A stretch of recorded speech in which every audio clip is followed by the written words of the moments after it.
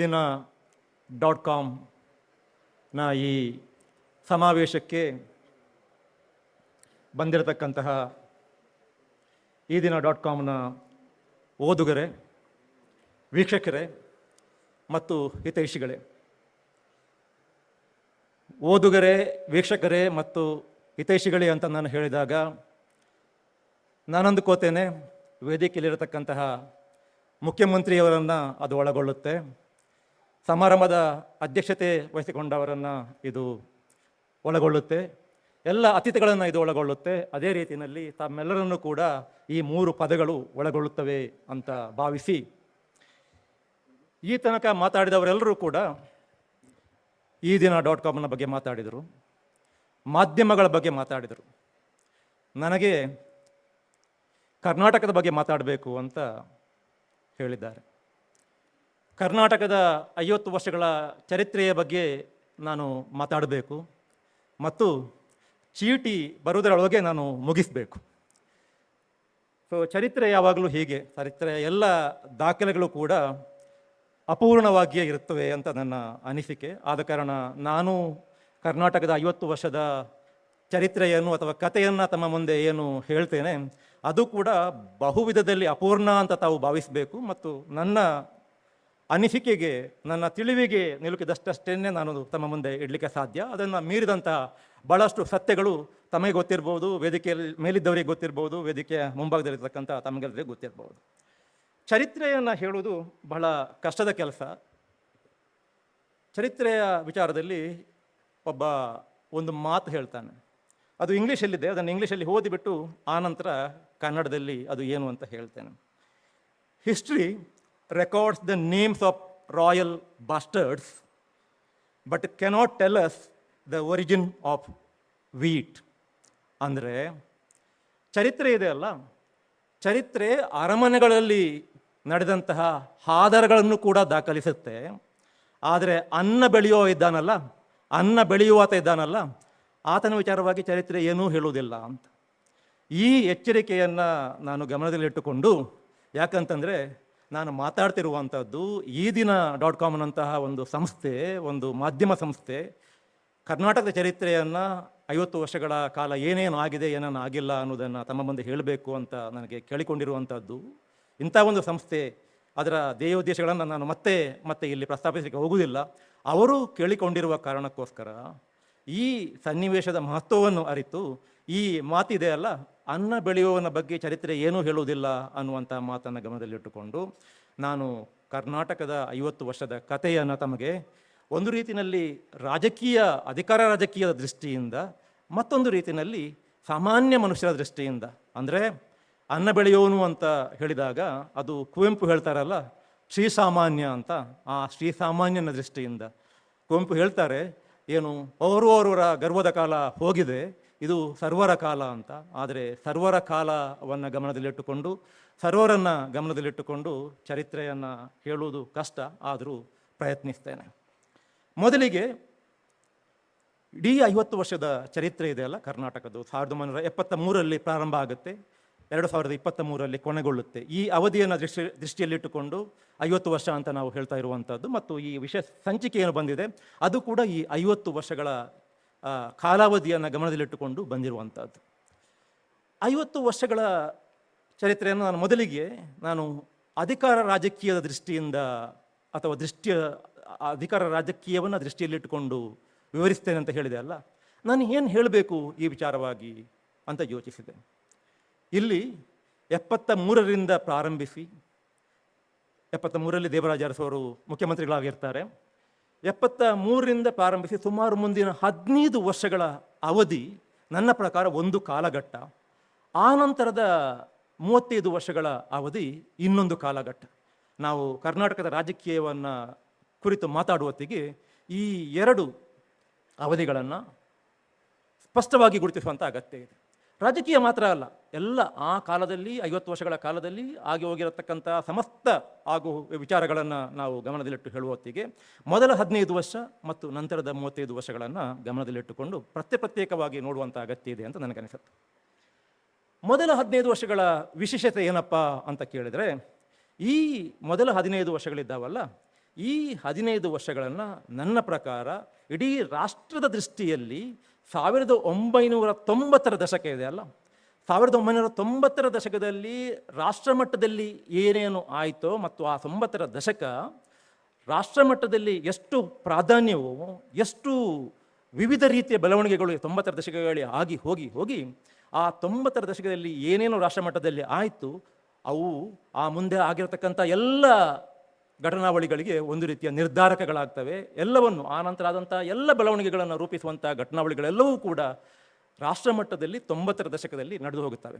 ಅದು ಏನು ಅಂತ ಹೇಳ್ತೇನೆ. ಅದೇ ರೀತಿಯಲ್ಲಿ 1973 ಮತ್ತು 1988ರ ಮಧ್ಯೆ ಏನು 15 ವರ್ಷಗಳಿದ್ದಾವಲ್ಲ, ನನ್ನ ಪ್ರಕಾರ, ನಾನು ಕಂಡುಕೊಂಡ ಪ್ರಕಾರ, ನಾನು ಚರಿತ್ರಕಾರ ಅಲ್ಲ, ನಾನೊಬ್ಬ ಸಾಮಾನ್ಯ ಚರಿತ್ರೆಯ ಓದುಗ, ನಾನು ಕಂಡುಕೊಂಡ ಪ್ರಕಾರ ಆ 15 ವರ್ಷಗಳಲ್ಲಿ ಆಗಿ ಹೋಗಿರತಕ್ಕಂತಹ ಘಟನಾವಳಿಗಳು ಏನಿದ್ದಾವೆ ಆ ಘಟನಾವಳಿಗಳು ಮುಂದಿನ 35 ವರ್ಷಗಳನ್ನು ರೂಪಿಸಿದ್ದಾವೆ ಅಂತ ನನ್ನ ಮೊದಲ ವಾದ. ಅದಾದ ನಂತರ ಈ ಕಥೆಯನ್ನು ಹೇಳಿದ ನಂತರ ನಾನು ಅದೇ ಕಥೆಯನ್ನು ನಾವು ಈ ಕಾಲಕ್ಕೆ ಶ್ರೀಸಾಮಾನ್ಯನ ದೃಷ್ಟಿಯಲ್ಲಿಟ್ಟುಕೊಂಡು, ಅನ್ನ ಬೆಳೆಯುವನ್ನ ದೃಷ್ಟಿಯಲ್ಲಿಟ್ಟುಕೊಂಡು ಹೇಗೆ ನೋಡಬೇಕು ಅನ್ನೋದನ್ನು ಹೇಳ್ತೇನೆ. ಈಗ ಈ 15 ವರ್ಷಗಳ ಕಾಲ ಯಾಕೆ ವಿಶೇಷ ಅಂತ ಹೇಳುವತ್ತಿಗೆ ನಾನು ಹೇಳಿದೆ ಅಲ್ಲ, 90ರ ದಶಕದ ನಂತರ ರಾಷ್ಟ್ರ ರಾಜಕಾರಣದಲ್ಲಿ ರಾಷ್ಟ್ರಮಟ್ಟದಲ್ಲಿ ಏನೇನಾಯಿತು ಅದೇ ಪ್ರಾಮುಖ್ಯತೆ ನಾವು ಈ 15 ವರ್ಷಗಳಿಗೆ ಆವಾಹಿಸಬೇಕು ಅಂತ. ಯಾಕೆ ಅಂತಂದರೆ ನೋಡಿ, 90ರ ದಶಕ ರಾಷ್ಟ್ರಮಟ್ಟದಲ್ಲಿ ಬಹಳ ವಿಶೇಷವಾದಂಥ ಒಂದು ಕಾಲಘಟ್ಟ.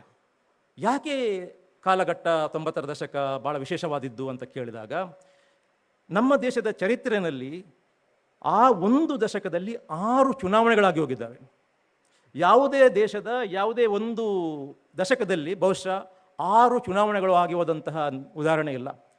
1991ಕ್ಕೆ ಒಂದು ಚುನಾವಣೆ ಆಗುತ್ತೆ, 1996ಕ್ಕೊಂದು ಚುನಾವಣೆ ಆಗುತ್ತೆ, 1998ಕ್ಕೊಂದು ಚುನಾವಣೆ ಆಗುತ್ತೆ, 1999ಕ್ಕೊಂದು ಚುನಾವಣೆ ಆಗುತ್ತೆ. ಆ ನಂತರ 89ರ ಚುನಾವಣೆ ಇದೆ ಅಲ್ಲ, ಆ 89ರ ಚುನಾವಣೆ ಕೂಡ ಅದು ಕೂಡ ಆಗುವಂಥದ್ದು 1988ರ ಕೊನೆಯ ಭಾಗದಲ್ಲಿ, 89ರ ಕೊನೆಯ ಭಾಗದಲ್ಲಿ ಅದನ್ನು ಕೂಡ ನಾವು ಆ ದಶಕಕ್ಕೆ ಸೇರಿಸಬೇಕಾಗತ್ತೆ. ಅದರ ಜೊತೆಗೆ ಕರ್ನಾಟಕದಲ್ಲಿ ಆ 2 ವಿಧಾನಸಭಾ ಚುನಾವಣೆಗಳಾಗ್ತವೆ. ಕರ್ನಾಟಕದ ಮಟ್ಟಿಗೆ ವಿಶೇಷವಾಗಿ ಹೇಳುವುದಿದ್ದರೆ ಒಂದು 4-5 ಲೋಕಸಭಾ ಚುನಾವಣೆಗಳು ಮತ್ತು 2 ವಿಧಾನಸಭಾ ಚುನಾವಣೆಗಳು ಒಂದೇ ದಶಕದಲ್ಲಿ ಆಗುವಂಥದ್ದು ಬೇರೆ ಯಾವತ್ತೂ ಕೂಡ ನಡೆದಿಲ್ಲ.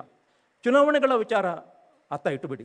91ರಲ್ಲಿ ಹೊಸ ಆರ್ಥಿಕ ನೀತಿ ಬಂತು, 92ರಲ್ಲಿ ಬಾಬ್ರಿ ಮಸ್ಜಿದ್ ಪತನ ಆಯಿತು, 93ರಲ್ಲಿ ಮಂಡಲ್ ಕಮಿಷನ್ ಬಂತು, 93ರಲ್ಲಿ ಅದೇ ವರ್ಷ 73 ಮತ್ತು 74ನೇ ತಿದ್ದುಪಡಿ ಬಂತು. ಅದೇ ರೀತಿಯಲ್ಲಿ ಇಂಟರ್ನೆಟ್ನ ಪ್ರವೇಶ ಆಯಿತು. ಉತ್ತರ ಭಾರತದಲ್ಲಿ ಹಿಂದುಳಿದ ವರ್ಗಗಳ ವಿಶೇಷವಾದಂಥ ರಾಜಕೀಯ ಒಂದು ಚಲನೆ ಪ್ರಾರಂಭವಾಗಿಬಿಟ್ಟು ಹಿಂದುಳಿದ ವರ್ಗಗಳಿಗೆ ಸೀಮಿತವಾದಂತಹ ಕೆಲವು ರಾಜಕೀಯ ಪಕ್ಷಗಳು ಹುಟ್ಟಿಕೊಳ್ತವೆ, BSP SP ಎಲ್ಲ ಹುಟ್ಟಿಕೊಳ್ತವೆ.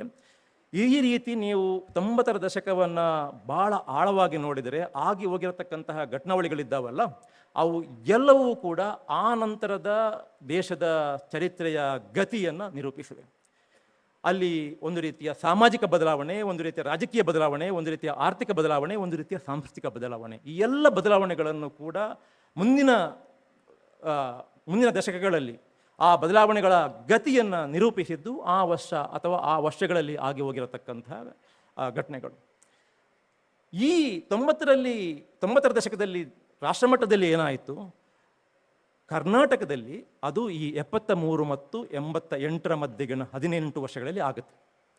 ಯಾಕೆ ಆಗುತ್ತೆ ಅಂತ ನೋಡಿದರೆ ನೋಡಿ, ಆ 15 ವರ್ಷಗಳಿದ್ದಾವಲ್ಲ, ಸಿದ್ದರಾಮಯ್ಯ ಅವರು ರಾಜಕೀಯ ಪ್ರವೇಶಿಸಿದ್ದು ಕೂಡ ಆ ಅವಧಿನಲ್ಲೇ. ಸೊ ಅದಕ್ಕಿಂತ ಮುಖ್ಯವಾಗಿ ದೇವರಾಜ ಅರಸು ಅವರು ಮುಖ್ಯಮಂತ್ರಿ ಆಗಿರ್ತಾರೆ. ಈ ರಾಜ್ಯದಲ್ಲಿ ಒಂದು ಸಾಮಾಜಿಕ ಪರಿವರ್ತನೆ ಆ ಅವಧಿನಲ್ಲಿ ಪ್ರಾರಂಭ ಆಗುತ್ತೆ. ರಾಷ್ಟ್ರಮಟ್ಟದಲ್ಲಿ ಯಾವ ಸಾಮಾಜಿಕ ಬದಲಾವಣೆ ಮಂಡಲ್ ಕಮಿಷನ್ನ ನಂತರ ಬಂತೋ ಅದು ಕರ್ನಾಟಕದಲ್ಲಿ ಆ ಅವಧಿನಲ್ಲಿ ಪ್ರಾರಂಭ ಆಗುತ್ತೆ. ನಿಮಗೆಲ್ಲರಿಗೂ ಗೊತ್ತು, ದೇವರಾಜ ಅರಸು ಅವರು ಹಿಂದುಳಿದ ವರ್ಗಗಳಿಗೆ ಮೀಸಲಾತಿಯನ್ನು ಜಾರಿಗೊಳಿಸಿದಂಥ ವಿಚಾರ ತಮಗೆಲ್ಲ ಗೊತ್ತಿದೆ. ಕರ್ನಾಟಕದಲ್ಲಿ ಒಂದು ಆರ್ಥಿಕ ಬದಲಾವಣೆ ಅದು ಕೂಡ ಆಗುವಂಥದ್ದು ಆ ಅವಧಿನಲ್ಲಿ. ಅಲ್ಲಿಯ ತನಕ ಏನಾಗ್ತಿತ್ತು ಅಂತಂದರೆ, ನಮ್ಮ ರಾಜ್ಯದ ಬೆಳವಣಿಗೆಯ ದರ, ಅಭಿವೃದ್ಧಿಯ ದರ ಅದು ಒಂದು ಹಂತದಲ್ಲಿ ಮೇಲೆ 6ಕ್ಕೆ ಏಳಲಿಲ್ಲ, 3ಕ್ಕೆ ಇಳಿಲಿಲ್ಲ ಅನ್ನುವ ಹಂತದಲ್ಲಿತ್ತು. 70ರ ದಶಕದಲ್ಲಿ ಇಡೀ ರಾಷ್ಟ್ರದ ಆರ್ಥಿಕ ಅಭಿವೃದ್ಧಿಯ ದರ ಅದು ಇನ್ನೂ ಕೂಡ ಕುಂಠಿತ ಗತಿಯಲ್ಲೇ ಇರುತ್ತೆ. ಕರ್ನಾಟಕದ ಅಭಿವೃದ್ಧಿಯ ದರ ಒಮ್ಮೆಲೆ ಮೇಲೇಳುತ್ತೆ, ಹೆಚ್ಚಾಗುತ್ತೆ. ಅದು ಮಾತ್ರ ಅಲ್ಲ, ಆ ಅಭಿವೃದ್ಧಿಯ ದರ ಹೆಚ್ಚಾಗುವುದರ ಜೊತೆಗೇನೆ, ಅಂದರೆ ರಾಜ್ಯ ಆರ್ಥಿಕವಾಗಿ ಚೇತರಿಸುವುದರ ಜೊತೆಗೇನೆ ಒಂದು ಸಾಮಾಜಿಕ ನ್ಯಾಯದ ಪರಂಪರೆ ಇವತ್ತು ಏನಿದೆ, ಆ ಆರ್ಥಿಕ ಬೆಳವಣಿಗೆ, ಆರ್ಥಿಕ ಪ್ರಗತಿ ಮತ್ತು ಸಾಮಾಜಿಕ ನ್ಯಾಯವನ್ನು ಒಟ್ಟೊಟ್ಟಿಗೆ ತೆಗೆದುಕೊಂಡು ಹೋಗುವಂತಹ, ಅದನ್ನೇ ಕರ್ನಾಟಕ ಮಾದರಿ ಅಂತ ಏನು ಈಗ ಕರೀತಾರೆ, ಆ ಮಾದರಿಯ ಪ್ರಾರಂಭ ಆ ಕಾಲದಲ್ಲಿ ಆಗುತ್ತೆ. ಒಂದು ರೀತಿಯಲ್ಲಿ ಸಾಮಾಜಿಕವಾದಂತಹ ಒಂದು ಚಲನಶೀಲತೆ, ಇನ್ನೊಂದು ರೀತಿಯಲ್ಲಿ ಆರ್ಥಿಕವಾದಂತಹ ಒಂದು ಚಲನಶೀಲತೆ, ಅದರ ಜೊತೆಗೆ ಏನು ಆರ್ಥಿಕವಾಗಿ ಬೆಳವಣಿಗೆ ಸಾಧನೆ ಆಗಿದೆ ಅದನ್ನು ಎಲ್ಲರಿಗೂ ಹಂಚುವ ರೀತಿಯಲ್ಲಿ, ಸಂವಿಧಾನದ ಆಶಯದ ಪ್ರಕಾರ ಹಂಚುವ ರೀತಿಯಲ್ಲಿ ಆಗಬೇಕು ಅನ್ನುವ ರೀತಿಯ ಒಂದು ಬದಲಾವಣೆ ಆಯ್ತಲ್ಲ, ಅದು ಆ ಕಾಲಘಟ್ಟದಲ್ಲಿ ಆಗುತ್ತೆ. ಅದೇ ರೀತಿಯಲ್ಲಿ ನಿಮಗೆಲ್ಲರಿಗೂ ಗೊತ್ತಿದೆ ದೇವರಾಜ ಅರಸು ಅವರ ರಾಜಕೀಯದ ವಿಚಾರ. ಅವರು ಆ ತನಕ ಕರ್ನಾಟಕದ ರಾಜಕೀಯ ಏನಾಗಿತ್ತು, ದೇವರಾಜ ಅರಸು ಅವರ ಕಾಲದಲ್ಲಿ ಏನಾಯಿತು ಅನ್ನೋದು ತಮಗೆಲ್ಲರಿಗೂ ಗೊತ್ತಿದೆ. ಆದರೂ ಕೂಡ ನಾನು ಅದನ್ನು ಸೂಕ್ಷ್ಮವಾಗಿ ಒಂದೆರಡು ವಾಕ್ಯಗಳಲ್ಲಿ ವಿವರಿಸುವಂಥ ಕೆಲಸ ಮಾಡ್ತೇನೆ. ದೇವರಾಜ ಅರಸು ಅವರು ಕರ್ನಾಟಕದ ಮುಖ್ಯಮಂತ್ರಿ ಆಗುವವರೆಗೆ, ಅಥವಾ 72ರ ಚುನಾವಣೆಯಲ್ಲಿ ಅವರು ಗೆಲ್ಲುವವರೆಗೆ ಏನಾಗ್ತಿತ್ತು ಅಂತಂದರೆ, ಈ ರಾಜ್ಯದ ಆಡಳಿತ ಚುಕ್ಕಾಣಿ, ಈ ರಾಜ್ಯದ ಅಧಿಕಾರ ಏನಿತ್ತು ಅದು ಪ್ರಬಲ ಜಾತಿಗಳ ಕೈಯಲ್ಲಿ ಮಾತ್ರ ಇತ್ತು. ಆನಂತರದ ಅವಧಿನಲ್ಲಿ, ಆನಂತರ ಅರಸು ಅವರ ಪ್ರಯೋಗದ ಕಾರಣಕ್ಕೋಸ್ಕರ ಆ ಮೇಲ್ಪದರದಲ್ಲಿ ಮಾತ್ರ ಇರತಕ್ಕಂತಹ ರಾಜಕೀಯ ಅಧಿಕಾರ ಏನಿದೆ ಅದು ಕೆಳಗಡೆ ಪ್ರವಹಿಸಲಿಕ್ಕೆ ಪ್ರಾರಂಭ ಆಯಿತು. ಅದು ಇನ್ನೊಂದು ರೀತಿಯ ಸಮಾನತೆ. ನಾವು ಸಾಮಾಜಿಕ ನ್ಯಾಯ ಅಂತ ಅಂದಾಗ ಅದು ಕೇವಲ ಮೀಸಲಾತಿಯ ಪ್ರಶ್ನೆ ಮಾತ್ರ ಅಲ್ಲ, ಅದು ಕೇವಲ ಆರ್ಥಿಕ ಅಭಿವೃದ್ಧಿಯ ಮರುಹಂಚಿಕೆ ಮಾತ್ರ ಅಲ್ಲ, ಆರ್ಥಿಕತೆಯ ಮರುಹಂಚಿಕೆಯ ವಿಚಾರ ಮಾತ್ರ ಅಲ್ಲ, ಅದು ರಾಜಕೀಯ ಅಧಿಕಾರವನ್ನು ಸಾಮಾಜಿಕ ಸ್ತರಗಳಲ್ಲಿ ಹಂಚುವಂಥ ಕೆಲಸನೂ ಕೂಡ. ಸಮಾಜದ ಎಲ್ಲ ವರ್ಗಗಳಿಗೆ ಕೂಡ ಒಂದು ರಾಜಕೀಯ ಅಧಿಕಾರ ಏನಿದೆ ಅದನ್ನು ಅನುಭವಿಸುವಂಥ, ಅದನ್ನು ಪಡ್ಕೊಳ್ಳುವಂಥ ಅವಕಾಶ ಬರಬೇಕು ಅನ್ನುವಂಥದ್ದು ಕೂಡ ಒಂದು ರೀತಿಯ ದೊಡ್ಡ ಚಲನಶೀಲತೆ, ಒಂದು ರೀತಿಯ ದೊಡ್ಡ ಬದಲಾವಣೆ. ಈ ರೀತಿಯಲ್ಲಿ ಇಡೀ ಕರ್ನಾಟಕ ಒಂದು ರೀತಿಯ ವಿಶೇಷವಾದಂತಹ ಬದಲಾವಣೆಯನ್ನು ಆ ಹಂತದಲ್ಲಿ ಕಾಣುತ್ತೆ. ಅರಸು ಅವರ ಅವಧಿ 80ಕ್ಕೆ ಮುಗಿದು ಹೋದಾಗ ಆನಂತರ ಒಂದು 3 ವರ್ಷಗಳ ಕಾಲ ಮತ್ತೆ ಗುಂಡೂರಾವ್ ಅವರ ಸರ್ಕಾರ ಇರುತ್ತೆ. ಆನಂತರ ಕರ್ನಾಟಕದಲ್ಲಿ ಮೊತ್ತ ಮೊದಲ ಕಾಂಗ್ರೆಸ್ಸೇತರ ಸರ್ಕಾರ ಬರುತ್ತೆ. ನೋಡಿ, ಅಲ್ಲಿ ತನಕ ಕಾಂಗ್ರೆಸ್ ಮಾತ್ರ ಅಧಿಕಾರ ಚಲಾಯಿಸ್ತಾ ಇದ್ದಂಥದ್ದು, ಒಂದೇ ಪಕ್ಷದ ಅಧಿಕಾರ ಅಥವಾ ಒಂದೇ ಪಕ್ಷ ಮತ್ತೆ ಗೆಲ್ಲುವುದಿದೆಯಲ್ಲ, ಅದು ಒಂದು ರೀತಿಯಲ್ಲಿ ಒಂದು ರಾಜಕೀಯದ ಜಡತ್ವದ ಸಂಕೇತ. 83ರಲ್ಲಿ ಅದು ಕೂಡ ಬದಲಾಗುತ್ತೆ. 83ರಲ್ಲಿ ಮೊದಲಿಗೆ ಕರ್ನಾಟಕದಲ್ಲಿ ನಿಜವಾದ 2 ಪಕ್ಷಗಳ ನಡುವಿನ ಪೈಪೋಟಿ ಅಥವಾ ಸ್ಪರ್ಧೆ ಏರ್ಪಡುತ್ತೆ. 83ರಲ್ಲಿ ಹೊಸದಾದಂತಹ ಒಂದು ಸರ್ಕಾರ, ಅದು ಮೊದಲ ನಾನ್ ಕಾಂಗ್ರೆಸ್ ಗವರ್ಮೆಂಟ್ ಅಥವಾ ಕಾಂಗ್ರೆಸ್ಸೇತರ ಸರ್ಕಾರ ಬರುತ್ತೆ. ಆ ನಂತರ ಉಳಿದ ಅವಧಿಗೆ ಅಲ್ಲಿ ಕಾಂಗ್ರೆಸ್ಗೆ ಮತ್ತು ಜನತಾ ಪರಿವಾರ ಅಥವಾ ಜನತಾ ಪಕ್ಷ ಅಂತ ಏನಿತ್ತು ಅವುಗಳ ಮಧ್ಯೆ ಒಂದು ರೀತಿಯ ರಾಜಕೀಯ ಸ್ಪರ್ಧೆ ಉಂಟಾಗಿಬಿಟ್ಟು ಒಂದು ರೀತಿಯ ರಾಜಕೀಯ ಚೈತನ್ಯವನ್ನು ಈ ರಾಜ್ಯ ಪಡ್ಕೊಳ್ಳುತ್ತೆ. ಸೊ ಆದ ಕಾರಣ ನಾವು ಆ ಅವಧಿನಲ್ಲಿ ಏನು ಕಾಣ್ತೇವೆ ಅಂತಂದರೆ, ಒಂದು ರೀತಿಯ ರಾಜಕೀಯ ಬದಲಾವಣೆಯನ್ನು ಕಾಣ್ತೇವೆ, ಒಂದು ರೀತಿಯ ಸಾಮಾಜಿಕ ಬದಲಾವಣೆಯನ್ನು ಕಾಣ್ತೇವೆ, ಒಂದು ರೀತಿಯ ಆರ್ಥಿಕ ಬದಲಾವಣೆಯನ್ನು ಕಾಣ್ತೇವೆ, ಮತ್ತು ಇಡೀ ಅಭಿವೃದ್ಧಿ ಅಂದರೆ ಏನು ಅನ್ನೋದನ್ನು ಒಂದು ರೀತಿಯಲ್ಲಿ ಮರುವ್ಯಾಖ್ಯಾನ ಮಾಡಿದಂತಹ ಒಂದು ಅವಧಿ ಅದಾಗಿತ್ತು. ನನಗನ್ನಿಸುವ ಮಟ್ಟಿಗೆ ಆ ನಂತರ ಏನೇನು ಆಯಿತು ಅನ್ನೋದಿದೆ ಅಲ್ಲ, ಅವೆಲ್ಲವೂ ಕೂಡ ಅದರ ಬಳವಳಿಯನ್ನು ನಾವು ಮುಂದುವರಿಸಲಿಕ್ಕೆ ಅಷ್ಟೇ ಸಾಧ್ಯ ಆಗಿದೆ ಹೊರತು ಅದನ್ನು ಮೀರಿದಂತಹ ರೀತಿಯಲ್ಲಿ ನಮಗೆ ರಾಜಕೀಯವಾಗಿ ಅಥವಾ ಸಾಂಸ್ಕೃತಿಕವಾಗಿ ಅಥವಾ ಸಾಮಾಜಿಕವಾಗಿ ಯೋಚಿಸಲಿಕ್ಕೆ ಸಾಧ್ಯ ಆಗಿಲ್ಲ.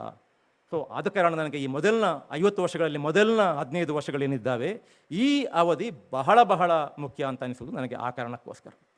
ಆ ನಂತರದ 35 ವರ್ಷಗಳ ಅವಧಿ ಇದೆ ಅಲ್ಲ, ಆ ಅವಧಿಯ ಕತೆ ಒಂದು ರೀತಿ ಸ್ವಲ್ಪ ಅಷ್ಟೊಂದು ಆಶಾದಾಯಕವಾದ ಕತೆ ಅಲ್ಲ ಅಂತ ನನ್ನ ಭಾವನೆ.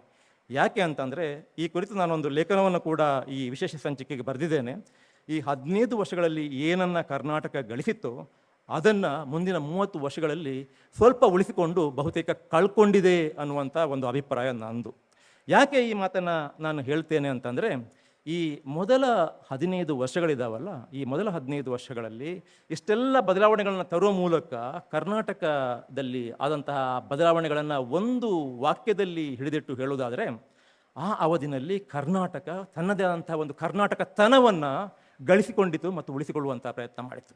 ಇದಕ್ಕೆ ಬಹಳ ಒಳ್ಳೆಯ ಉದಾಹರಣೆ ಅಂತಂದರೆ, 75ರಲ್ಲಿ ಈ ದೇಶದಲ್ಲಿ ತುರ್ತು ಪರಿಸ್ಥಿತಿ ಜಾರಿಯಾದಾಗ ಕರ್ನಾಟಕದಲ್ಲಿರತಕ್ಕಂತಹ ದೇವರಾಜ ಅರಸು ಅವರ ಸರ್ಕಾರ ಆ ತುರ್ತು ಪರಿಸ್ಥಿತಿಯ ಘೋರ ಸ್ಥಿತಿ ಅಥವಾ ಅದರ ಕೆಟ್ಟ ಮುಖ ಏನಿದೆ ಅದು ಕರ್ನಾಟಕದ ಜನ ಅನುಭವಿಸಿದ ರೀತಿಯಲ್ಲಿ ರಾಷ್ಟ್ರದ ರಾಜಕೀಯ ಏನೇ ಇರಲಿ, ಆದರೆ ಕರ್ನಾಟಕದ ರಾಜಕೀಯ ಇದೆಯಲ್ಲ, ಕರ್ನಾಟಕದ ಸಮಾಜ ಇದೆಯಲ್ಲ, ಅದಕ್ಕೆ ಅದರದೇ ಆದಂತಹ ಒಂದು ರೀತಿಯ ಒಂದು ಗುರುತು ಇದೆ, ಅದಕ್ಕೆ ಅದರದೇ ಆದಂತಹ ರೀತಿಯ ಒಂದು ಅಸ್ತಿತ್ವ ಇದೆ ಅನ್ನುವುದಂತನ್ನು ತೋರಿಸಿಕೊಟ್ರು. ಅದೇ ರೀತಿಯಲ್ಲಿ ನಿಮಗೆ ರಾಷ್ಟ್ರಮಟ್ಟದಲ್ಲಿ ಕಲ್ಯಾಣ ಕಾರ್ಯಕ್ರಮಗಳ ಬಗ್ಗೆ ಆನಂತರ ಬಂದಂತಹ ಸರ್ಕಾರಗಳು ಮಾತಾಡಿದಾಗ ಕರ್ನಾಟಕದಲ್ಲಿ ಆ ಅವಧಿನಲ್ಲೇ ಇಲ್ಲ, ನಾವೊಂದು ಕಲ್ಯಾಣ ರಾಜ್ಯವನ್ನು ಕಟ್ಟಬೇಕು, ಆರ್ಥಿಕತೆಯನ್ನು ಮೃದು ಕಟ್ಟಬೇಕು ಮತ್ತು ಅದನ್ನು ಸಂಪತ್ತಿನ ಹಂಚಿಕೆ ಆಗಬೇಕು ಅನ್ನುವಂಥ ಪ್ರಜ್ಞೆ ಇತ್ತಲ್ಲ, ಇದು ಕರ್ನಾಟಕದಿಂದ ಹುಟ್ಟಿಕೊಂಡಿರುವಂಥದ್ದು. ಸೊ ಆನಂತರದ ಅವಧಿನಲ್ಲಿ ಈ 15 ವರ್ಷಗಳಲ್ಲಿ ಕಂಡುಕೊಂಡಂತಹ ಕರ್ನಾಟಕತನ ಏನಿದೆ, ಕರ್ನಾಟಕತ್ವ ಏನಿದೆ, ಆ ನಂತರದ 35 ವರ್ಷಗಳಲ್ಲಿ ನನಗೆನಿಸುವ ಮಟ್ಟಿಗೆ ಕರ್ನಾಟಕ ಸ್ವಲ್ಪ ಕಳ್ಕೊಳ್ತಾ ಬಂದಿದೆ. ಯಾಕೆ ಕಳ್ಕೊಳ್ತಾ ಬಂದಿದೆ ಅನ್ನೋದನ್ನು ಭಾಳ ಸುದೀರ್ಘವಾಗಿ ವಿವರಿಸುವಂಥ ಅಗತ್ಯ ಏನೂ ಇಲ್ಲ ಅಂತ ಅನಿಸುತ್ತೆ ನನಗೆ. ನಿಮಗೆ 1988ರ ನಂತರ ಅಂದರೆ ಅದನ್ನು 90ರ ನಂತರ ಅಥವಾ 89ರ ನಂತರ ಅಂತ ತಿಳ್ಕೊಳ್ಳೋಣ. ಆ ನಂತರ 89ರಿಂದ 2003 ತನಕದ 35 ವರ್ಷಗಳಲ್ಲಿ ಕರ್ನಾಟಕದಲ್ಲಿ 3 ಪಕ್ಷಗಳು ಆಗಿ ಹೋಗಿವೆ. BJP ಪ್ರವರ್ಧಮಾನಕ್ಕೆ ಬರುವಂಥದ್ದು ಈ ಅವಧಿನಲ್ಲಿ 94ರ ನಂತರ.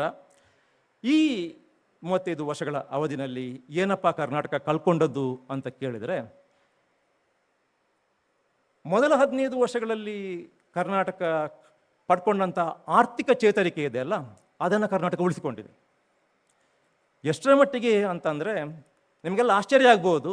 ಈ ಮೊದಲ 15 ವರ್ಷಗಳ ಅವಧಿನಲ್ಲೇ ಈಗ ನಾವು ಕರ್ನಾಟಕ ಏನು ಒಂದು ದೊಡ್ಡ IT ಕ್ರಾಂತಿಯನ್ನು ಮಾಡಿಬಿಟ್ಟಿದೆ ಮತ್ತು ಇಡೀ ಪ್ರಪಂಚದಲ್ಲಿ ಕರ್ನಾಟಕ ಅಂತಂದರೆ ಆರ್ಥಿಕವಾಗಿ ಬಹಳ ತಲೆ ಮೇಲೆತ್ತಲಿಕ್ಕೆ ಸಾಧ್ಯವಾಗಿರತಕ್ಕಂಥ ಈ IT ಕ್ರಾಂತಿ ಏನಿದೆ, ಇದಕ್ಕೂ ಕೂಡ ಬುನಾದಿ ಹಾಕಿರುವಂಥದ್ದು ಮೊದಲ 15 ವರ್ಷಗಳಲ್ಲಿ ದೇವರಾಜ ಅರಸು ಅವರು ಇಲೆಕ್ಟ್ರಾನಿಕ್ ಸಿಟಿಯನ್ನು ಸ್ಥಾಪನೆ ಮಾಡಿದ್ದು ದೇವರಾಜ ಅರಸು ಅವರು. ಅದಕ್ಕೆ ಅಡಿಗಲ್ಲು ಹಾಕಿದ್ದು ಸನ್ಮಾನ್ಯ ದೇವರಾಜ ಅರಸು ಅವರು. ಅದಕ್ಕೆ ಈ ವರ್ಷ ದೇವರಾಜ ಅರಸು ಅವರ ಜನ್ಮದಿನದಂದು ಎಲೆಕ್ಟ್ರಾನಿಕ್ ಸಿಟಿಗೆ ದೇವರಾಜ ಅರಸು ಎಲೆಕ್ಟ್ರಾನಿಕ್ ಸಿಟಿ ಅಂತೇಳಿ ಬಿಟ್ಟು ಮರುನಾಮಕರಣ ಮಾಡುವಂಥ ಒಂದು ನಿರ್ಧಾರವನ್ನು ಕರ್ನಾಟಕ ಸರ್ಕಾರ ಕೈಗೊಂಡಿರುವಂಥದ್ದು. ಸೊ ಇದೇನೇ ಇದು ಈ ಆರ್ಥಿಕ ಚೇತರಿಕೆ ಏನಿದೆ, ಆರ್ಥಿಕ ಚೈತನ್ಯ ಏನಿದೆ, ಅದು ಮುಂದುವರಿದಿದೆ. ಆದರೆ ಈ ಸಾಮಾಜಿಕವಾಗಿ ಏನನ್ನು ಆ ಅವಧಿನಲ್ಲಿ ಕರ್ನಾಟಕ ಪಡ್ಕೊಂಡಿತ್ತು, ರಾಜಕೀಯವಾಗಿ ಒಂದು ಸ್ವಂತಿಕೆಯನ್ನು ಏನು ಆ ಕರ್ನಾಟಕ ಪಡ್ಕೊಂಡಿತ್ತು, ಸಾಂಸ್ಕೃತಿಕವಾಗಿ ಒಂದು ಗಟ್ಟಿತನವನ್ನು ಕರ್ನಾಟಕ ಆ ಅವಧಿನಲ್ಲಿ ಏನು ಪಡ್ಕೊಂಡಿತ್ತು, ಅವೆಲ್ಲವನ್ನು ಕೂಡ ಸ್ವಲ್ಪವಾಗಿ ಕಳ್ಕೊಳ್ತಾ ಬರ್ತದೆ ಅಂತ ಅನಿಸುತ್ತೆ. ಇವತ್ತು ಕರ್ನಾಟಕದಲ್ಲಿ ಸುಮಾರು 5,000ದಷ್ಟು IT ಕಂಪನಿಗಳಿದ್ದಾವೆ ಅಂತ ಅಧಿಕೃತ ಮಾಹಿತಿ. ಈ 5,000 IT ಕಂಪನಿಗಳು ಒಂದೆಡೆ ಆದರೆ ಇದು ನಮ್ಮ ಆರ್ಥಿಕ ಬೆಳವಣಿಗೆಯ ಅಥವಾ ಆರ್ಥಿಕ ಸಾಧನೆಯ ಮುಖ. ಆದರೆ ಕರ್ನಾಟಕದಲ್ಲಿ ಇವತ್ತು 5,000 ಕೋಟಿ ರೂಪಾಯಿ ಒಂದು ಬಜೆಟ್ ಇದೆ. ಏನು ಗೊತ್ತಾ 5,000 ಕೋಟಿ ರೂಪಾಯಿ ಬಜೆಟ್? ಆಪರೇಷನ್ ಕಮಲ ಬಜೆಟ್. ಓಕೆ, ಇದು ಅನಧಿಕೃತ ಮೂಲಗಳ ಪ್ರಕಾರ ಕರ್ನಾಟಕದಲ್ಲಿ ಆಪರೇಷನ್ ಕಮಲಕ್ಕೆ ಯಾವುದೋ ಪಕ್ಷ ಮೀಸಲಿಟ್ಟಂತಹ ಅಥವಾ ಅಂತಹ ಒಂದು ರಾಜಕೀಯಕ್ಕೋಸ್ಕರ ಮೀಸಲಿಟ್ಟಂತಹ ದುಡ್ಡು ಸುಮಾರು 5,000 ಕೋಟಿ. ಒಂದು ಕಡೆ ನಿಮಗೆ 5,000 IT ಕಂಪನಿಗಳ ಆರ್ಥಿಕ ಬೆಳವಣಿಗೆ, ಇನ್ನೊಂದು ಕಡೆ 5,000 ಕೋಟಿಯನ್ನು ಮೀಸಲಿಟ್ಟಂತಹ ಒಂದು ರಾಜಕೀಯ ಹುನ್ನಾರ. ಒಂದು ಕಡೆ ನೀವು ಆರ್ಥಿಕವಾಗಿ ಬೆಳೆಯುವುದು, ಮತ್ತೊಂದು ಕಡೆ ರಾಜಕೀಯವಾಗಿ ಪತನ ಆಗುವುದು ಅಂತ ಹೇಳುವುದಕ್ಕೆ ನಾನು ಈ ಉದಾಹರಣೆಯನ್ನು ಕೊಡಲಿಕ್ಕೆ ಬಯಸ್ತೇನೆ. 3 ಲಕ್ಷ ಕೋಟಿ ರೂಪಾಯಿ ಇವತ್ತು ಕರ್ನಾಟಕದ IT ಇಂಡಸ್ಟ್ರಿಯ ಒಟ್ಟು ವ್ಯಾಲ್ಯೂ ಅಥವಾ ಅದು ಎಷ್ಟು ಸಂಪಾದಿಸುತ್ತೆ ಒಂದು ವರ್ಷಕ್ಕೆ ಅಂತಂದರೆ ಸುಮಾರು 3 ಲಕ್ಷ ಕೋಟಿ ರೂಪಾಯಿಗಳಷ್ಟು. ಬಹುಶಃ ಕರ್ನಾಟಕದಲ್ಲಿ ಇವತ್ತು ಪ್ರತಿ ಚುನಾವಣೆ ಆದಾಗ ಚುನಾವಣೆಯ ಬಜೆಟ್ ಕೂಡ ಎಲ್ಲ ಪಕ್ಷಗಳು ಸೇರಿ ಹೇಳೋದು ನಾನು, ಅದು ಸುಮಾರು 3 ಲಕ್ಷ ಕೋಟಿ ರೂಪಾಯಿ ಇರಬಹುದು. ಈ ಮಟ್ಟಕ್ಕೆ ಒಂದು ಕಡೆ ನೀವು ಆರ್ಥಿಕವಾಗಿ ಬೆಳೆಯುವಂಥದ್ದು, ಇನ್ನೊಂದು ಕಡೆ ರಾಜಕೀಯವಾಗಿ ಹೋಗಬಾರ್ದ ಕಡೆಗೆ ಹೋಗ್ತಿರುವಂಥದ್ದು, ಈ ಬೆಳವಣಿಗೆ ಆಗಿರುವಂಥದ್ದು ಈ 1990ರ ದಶಕದ ನಂತರ ಕಳೆದ 35 ವರ್ಷಗಳಲ್ಲಿ. ಇದು ಮೊದಲ 15 ವರ್ಷಗಳಲ್ಲಿ ನಾವು ಸಾಧಿಸಿದಂಥ ಸಾಧನೆಯ ಒಂದು ರೀತಿಯ ಅಲ್ಲಗಳೆಯುವಿಕೆ ಅಂತ ಅನಿಸುತ್ತೆ. ಅಷ್ಟು ಮಾತ್ರ ಅಲ್ಲ, ನಾನು ಸಾಮಾಜಿಕವಾಗಿ ಹೇಳೋದಿದ್ದರೆ ಏನು ಆ ಮೊದಲ 15 ವರ್ಷಗಳಲ್ಲಿ ಎಲ್ಲರನ್ನ ಸೇರಿಸಿ ಈ ನಾಡನ್ನು ಎಲ್ಲರ ನಾಡು ಅಂತ ಕಟ್ಟಬೇಕು, ಏನು ಕುವೆಂಪು ಹೇಳಿದರು ಸರ್ವ ಜನಾಂಗದ ಶಾಂತಿಯ ತೋಟ ಅಂತ, ಅದನ್ನು ನಾವು ಇವತ್ತು ಅದನ್ನು ಹೇಳಿ ಅದು ಸವಕಲಾಗಿ ಹೋಗಿದೆ. ಇದನ್ನು ದಿನ ಮಕ್ಕಳು ಹಾಡ್ತಾರೆ. ಅದನ್ನು ಹೇಳ್ತಾ ಇನ್ನೊಂದು ಕಡೆ ಇಲ್ಲ, ಒಂದು ಸಮೂಹಕ್ಕೆ ನೀವು ವೋಟಿಂಗ್ ರೈಟ್ಸನ್ನೇ ಕೊಡಬಾರ್ದು ಅಥವಾ ಸಂವಿಧಾನವನ್ನೇ ಬದಲಿಸಬೇಕು ಅನ್ನುವಂಥ ರೀತಿಯಲ್ಲಿ ಸಮಾಜದ ಬಹಳ ಪ್ರಭಾವಿ ವ್ಯಕ್ತಿಗಳು ಯಾವುದೇ ನಾಚಿಕೆ ಇಲ್ಲದೆ ಹೇಳುವಂಥ ಪರಿಸ್ಥಿತಿ ಕರ್ನಾಟಕದಲ್ಲಿ ಇವತ್ತೇನು ಬಂದಿದೆ, ಇದು ಆರ್ಥಿಕ ಚೈತನ್ಯವನ್ನು ಮೇಲೆತ್ತ ನಾವು ಸಾಮಾಜಿಕವಾಗಿ ಮತ್ತು ರಾಜಕೀಯವಾಗಿ ಅಧೋಗತಿಗೆ ಹೋಗ್ತಿರತಕ್ಕಂತಹ ಒಂದು ಕಾಲಘಟ್ಟ ಅಂತ ಹೇಳಲಿಕ್ಕೆ ಕಾರಣ ಇದು. ಓಕೆ, ಸೊ ಇಷ್ಟನ್ನು ಇದಕ್ಕಿಂತ ಹೆಚ್ಚು ಬಹುಶಃ ನಾನು 35 ವರ್ಷಗಳ ಬಗ್ಗೆ ಹೇಳುವ ಅಗತ್ಯ ಇಲ್ಲ. ನಾನು ಏನು ಹೇಳಿದಾಗ ಅಂತಂದರೆ ಒಂದು 2-3 ವಾಕ್ಯಗಳಲ್ಲಿ ಮುಗಿಸಿಬಿಡ್ತೇನೆ, ನನಗೆ ಚೀಟಿ ಆಗಲೇ ಬಂದುಬಿಟ್ಟಿದೆ. ಈ ಚರಿತ್ರೆಯನ್ನು ನಾವು ಸಾಮಾನ್ಯ ಜನರ ದೃಷ್ಟಿಯಿಂದ ಕೂಡ ನೋಡಬೇಕು ಅಂತ. ಇಲ್ಲಿ ನೋಡಿ, ಸಾಮಾನ್ಯ ಜನರ ದೃಷ್ಟಿಯಿಂದ ನೋಡುವುದು ಅಂದರೆ ಹೇಗೆ ನೋಡುವುದು ಅನ್ನುವಂಥ ಒಂದು ಪ್ರಶ್ನೆ ಬರುತ್ತೆ. ನಾನು ಸ್ವಲ್ಪ ನಿಮಗೆ ವಿಷಯಾಂತರ ಅಂತ ಅನಿಸ್ಬೋದು. ಮಹಾಭಾರತದ ಒಂದು ಉದಾಹರಣೆ ಕೊಟ್ಟುಬಿಟ್ಟು, ನನಗೆ ರಾಮಾಯಣ ಮಹಾಭಾರತದ ಉದಾಹರಣೆ ಕೊಡಲಿಕ್ಕೆ ಅಷ್ಟು ಹಿತಕಾರಿ ಅಂತ ಅನಿಸೋದಿಲ್ಲ, ಆದರೂ ಕೂಡ ಇದನ್ನು ಕೊಡಬೇಕಾಗಿದೆ ಇಲ್ಲಿ, ಯಾಕಂದರೆ ಅದಕ್ಕೆ ಬೇರೆ ಒಂದು ಆಯಾಮ ಇದೆ. ಅದಕ್ಕೆ ಮಹಾಭಾರತದಲ್ಲಿ ಕಾಂಡವ ದಹನ ಅನ್ನುವಂಥ ಒಂದು ಪ್ರಕರಣ ಬರುತ್ತೆ, ನಿಮಗೆಲ್ಲ ಗೊತ್ತಿರ್ಬೋದು. ಅರ್ಜುನ ಮತ್ತು ಕೃಷ್ಣ ಹೋಗಿ ಕಾಂಡವ ಅನ್ನುವಂಥ ಒಂದು ದೊಡ್ಡ ಅರಣ್ಯಕ್ಕೆ ಬೆಂಕಿ ಕೊಡ್ತಾರೆ. ಯಾಕೆ ಕೊಡ್ತಾರೆ ಅನ್ನೋದಕ್ಕೊಂಥರ ವಿಲಕ್ಷಣವಾದಂಥ ಕಾರಣ ಇದೆ. ಅಗ್ನಿದೇವರಿಗೆ ಏನು ಅಜೀರ್ಣ ಆಗಿಬಿಡ್ತಂತೆ, ನನಗೆ ಈ ಕಾಂಡವ ವನವನ್ನು ನಾನು ತಿಂದುಬಿಟ್ರೆ ನನಗೆ ಸೌಖ್ಯ ಆಗುತ್ತೆ, ನೀವು ಅದಕ್ಕೆ ಬೆಂಕಿ ಕೊಟ್ಟುಬಿಡಿ, ನನಗೆ ಆಗ್ತಾ ಇಲ್ಲ, ನೀವು ಕೊಟ್ಟುಬಿಡಿ ಅಂತ. ಅದಕ್ಕೆ ಕೃಷ್ಣ ಮತ್ತು ಅರ್ಜುನ ಸೇರಿ ಆ ಕಾಂಡವ ವನಕ್ಕೆ ಬೆಂಕಿ ಕೊಡ್ತಾರೆ. ಇಡೀ ಮಹಾಭಾರತದಲ್ಲಿ ಅತ್ಯಂತ ಘೋರ, ಅತ್ಯಂತ ಕ್ರೂರವಾದಂತಹ ಒಂದು ಸನ್ನಿವೇಶ ಇದ್ದರೆ ಇದು. ಯುದ್ಧ ಅಲ್ಲ. ಯಾಕೆ ಕ್ರೂರ ಅಂತ ಅಂದರೆ, ಅವರು ಎಲ್ಲ ಕಡೆ ಅದಕ್ಕೆ ಬೆಂಕಿ ಕೊಡ್ತಾರೆ, ಕೊಟ್ಟುಬಿಟ್ಟು ಅಲ್ಲಿರ್ತಕ್ಕಂಥ ಪ್ರಾಣಿಗಳು, ಅಲ್ಲಿ ಮನುಷ್ಯರು ಇದ್ದಿರ್ಬೋದು, ಯಾಕಂದರೆ ಅಲ್ಲಿ ಕಾಡು ಮನುಷ್ಯರು ಇರ್ತಾರೆ, ಅವರು ಮನುಷ್ಯರಲ್ಲ, ಮನುಷ್ಯರಂತ ಯಾರು ಹೇಳಲ್ಲ, ಮನುಷ್ಯರು ಇದ್ದಿರ್ಬೋದು, ಪ್ರಾಣಿಗಳು, ಹಕ್ಕಿಗಳು ಇವೆಲ್ಲವೂ ಕೂಡ ಅಲ್ಲಿಂದ ತಪ್ಪಿಸಿಕೊಳ್ಳಲಿಕ್ಕೆ ಪ್ರಯತ್ನಿಸಿರುವ ಹೊತ್ತಿಗೆ ಕೃಷ್ಣ ಮತ್ತು ಅರ್ಜುನ ಯಾವುದೂ ಕೂಡ ತಪ್ಪಿಸಿಕೊಳ್ಳದ ಹಾಗೆ ಮುತುವರ್ಜಿ ವಹಿಸಿಕೊಂಡು ಎಲ್ಲವೂ ಕೂಡ ಅದರಲ್ಲಿ ಬೆಂದು ಹೋಗೋಗಿ ನೋಡಿಕೊಳ್ತಾರೆ. ಪ್ರಪಂಚದಲ್ಲಿ ಎನ್ವೈರನ್ಮೆಂಟಲ್ ಡಿಸ್ಟ್ರಕ್ಷನ್ ಅಥವಾ ಪ್ರಕೃತಿ ನಾಶ ಅನ್ನುವ ಏನಾದರೂ ಒಂದು ಪರಿಕಲ್ಪನೆ ಇದ್ದರೆ ಅದರ ಮೊದಲ ಪ್ರಕರಣ ಇದು ಅಂತ ಅನಿಸುತ್ತೆ ನನಗೆ. ಆಗ ಇದು ಈ ರೀತಿ ಉರಿತಾ ಇರೋ ಹೊತ್ತಿಗೆ ಒಂದು ಹಕ್ಕಿ, ಅದು ಆ ಕಾಡಿನಲ್ಲಿ ವಸಿತಂಥ ಹಕ್ಕಿ, ಅದು ಆ ಬೆಂಕಿ ಕೊಡೋ ಕ್ಷಣಕ್ಕೆ ಹೊರಗೆ ಹೋಗಿತ್ತಂತೆ.